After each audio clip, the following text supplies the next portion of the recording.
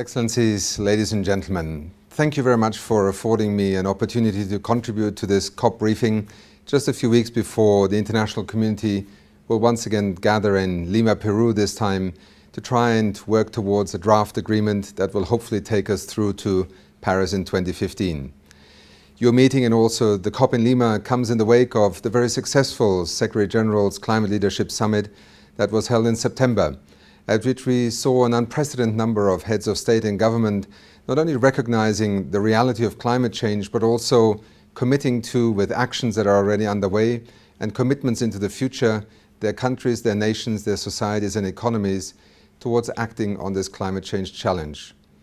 We have also witnessed throughout the year 2014 the release of the IPCC reports, the fifth assessment report cycle, which, if anything, has further illustrated dramatically both the reality of climate change and with more granularity also the implications and consequences at regional levels.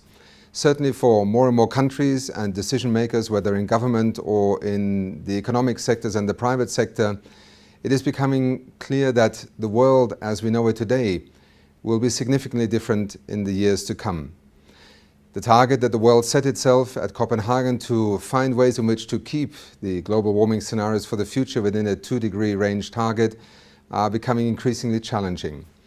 There is much reason to be concerned and certainly also much skepticism that actors in the public, the media, but even within our own societies and in governments are at the moment articulating whether the world is really capable of meeting the challenge of moving towards a low-carbon, resource-efficient economy.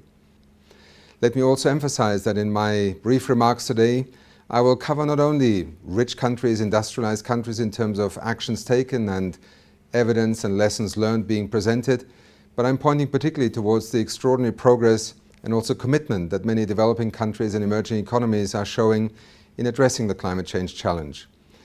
I appeal to all of you that one of the myths that we must combat is that there is a group of countries that wants to act and another group of countries that does not want to act.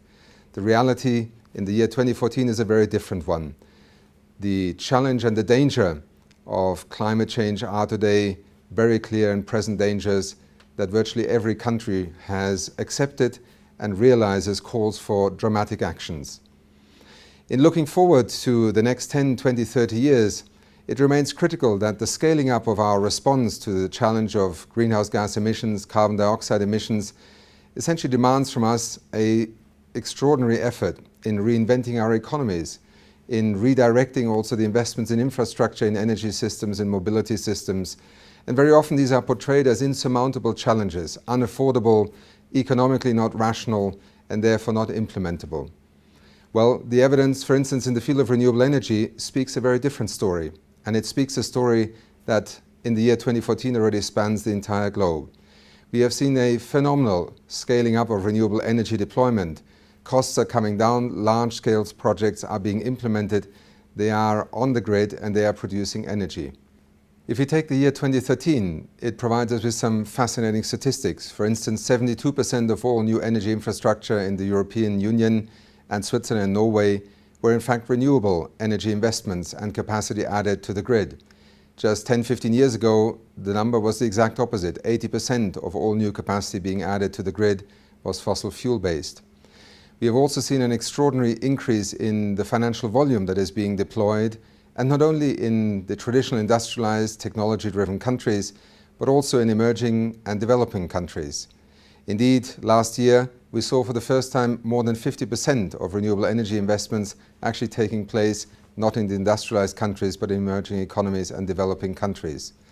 Another sector that lends itself to significant action both in the industrialized economies but also in developing countries is the transport sector.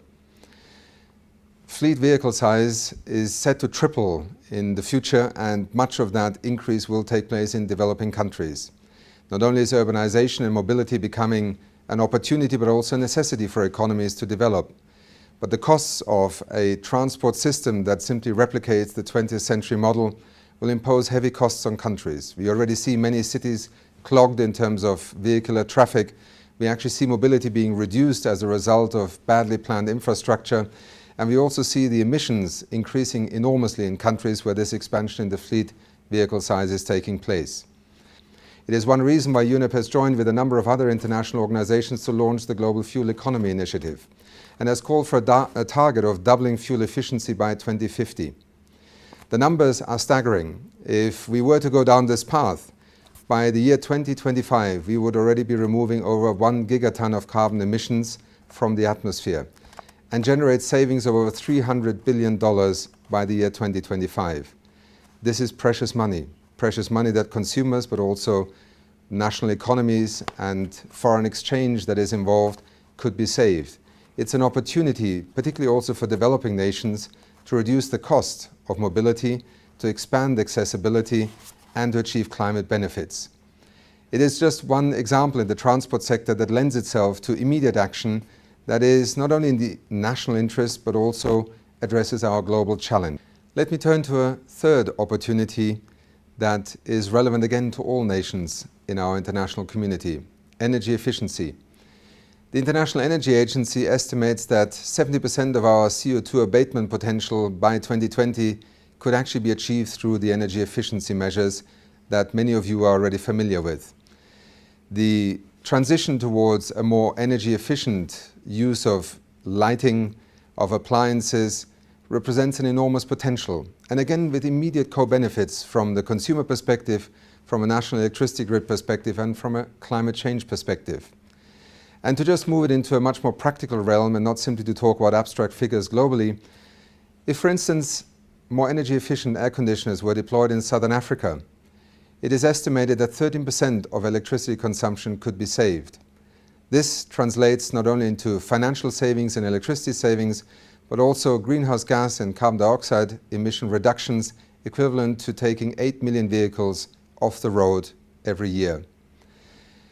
It's just one example of how, in trying to bring energy efficient standards, for instance in the sector of appliances or in the sector of efficient lighting, into the mainstream of our economy, offers immediate benefits that can translate also into sectors such as buildings management. We know that nature captures and stores carbon. That is how we have survived for millennia on this planet. At this very point, we are still degrading our forest cover on the planet, and we are losing the capacity of storing that carbon. We have a similar phenomenon unfolding in the oceans, where through acidification, we expect that the capacity of the world's oceans to absorb and store carbon is also diminishing. Investing in ecosystem restoration, also in reducing deforestation and forest degradation, has become a major opportunity to not only deal with climate change from a mitigation perspective, but also to invest in the natural capital that provides so many co-benefits in our economies. Recalibrating this economic rationale will allow us to rapidly expand our capacity to invest and also to benefit from a climate change perspective, and therefore another illustration of how ecosystems, investing in them, represents both an enormous national opportunity with great global benefits.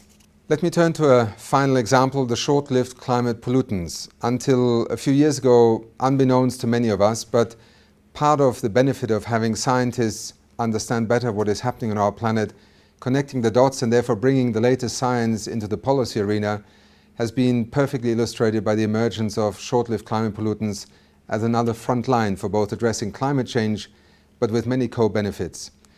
Investing in these short-lived climate pollutants has become the focus of the Climate Clean Air Coalition, a coalition of countries, north and south, small and large, that are working on these issues very often from multiple perspectives, but also joined by the rationale that if we can get the global economy, with its member states, to invest in reducing these short-lived climate pollutants, then we truly have an enormous return on investment in multiple terms. Methane is a good example. For instance, in the oil and gas exploration, 8% of the methane emissions that occur on the planet today result from the gas flaring that is simply taken as a kind of byproduct with no value at this moment in time. Our ability to reduce methane emissions from, for instance, oil and gas sectors, or also the methane emissions from landfills, provide an opportunity to both generate economic benefits, impact on health conditions, and at the same time contribute to reducing greenhouse gas emissions into the atmosphere. Thank you once again for the invitation to address you. I hope that this contribution from a perspective of the United Nations Environment Programme, that is both seized of the matter of climate change, but that is also focused on how the transition towards a green economy, in fact, gives us more answers than it begs questions for the future challenges that we face in terms of sustainable development, job creation, infrastructure development, access to energy, less pollution and greater health in our societies. It is UNEP's mission to contribute to an understanding that the future actually holds enormous opportunities. In some ways, it is we who are today perhaps the greatest obstacle in moving forward. The Climate Change Convention and the process leading through Lima up to Paris will be another test of our capacity to re-envisage and also reinvent our economies in order to meet the objectives over which there is no disagreement whatsoever. Thank you very much.